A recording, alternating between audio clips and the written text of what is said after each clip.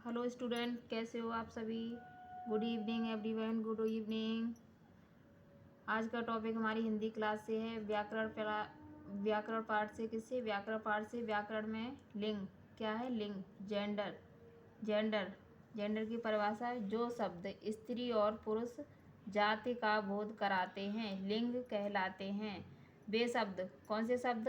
वे शब्द जो स्त्री या पुरुष जाति का बोध कराते हैं उन्हें क्या कहते हैं? लिंग कहते हैं।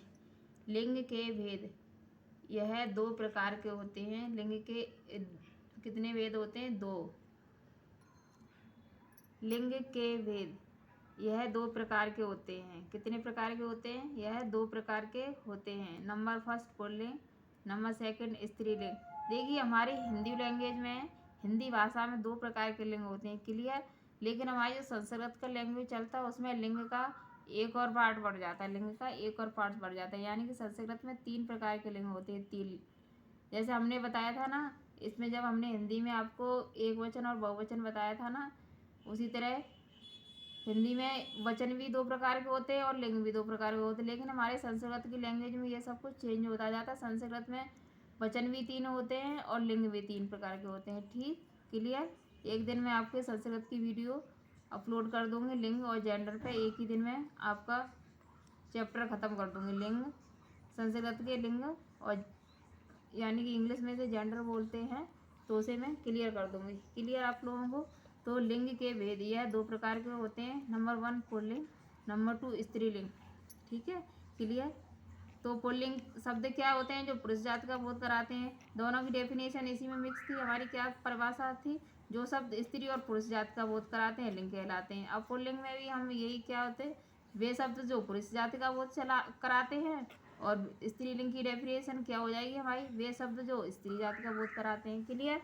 अब है हमारा लिंग परिवर्तन।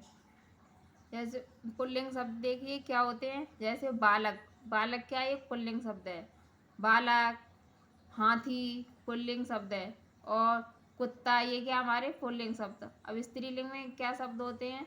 बालिका, छात्राएं। छात्राएं देखिए ना, स्कूल में पढ़ती हैं उन्हें क्या छात्रा बोलती है। छात्र स्टूडेंट जो होती हैं ना, बालिकाएं, उन्हें क्या कहते हैं? छात्राएं। क्लियर आप लोगों को?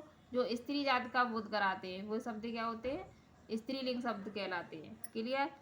अब ये क्या हमारा लिंग परिवर्तन। अब हम जेंडर, लिंग परिवर्तन, जेंडर को कैसे चेंज करेंगे एक जेंडर से दूसरे जेंडर में। ठीक है, तो जैसे ही हमारे देखिए जेंडर होता है मुर्गा, मुर्गा का मुर्गी, बेटा का बेटी, पापा का मम्मी, चाचा का चाची, मामा का मामी, पिता का माता, नाना का नानी।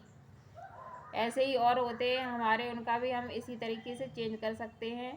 तो आई होप आपको आज मेरी लिंग या जेंडर की क्लास बहुत अच्छी लगी होगी। थैंक यू, धन्यवाद, राधे राधे, बाय बाय।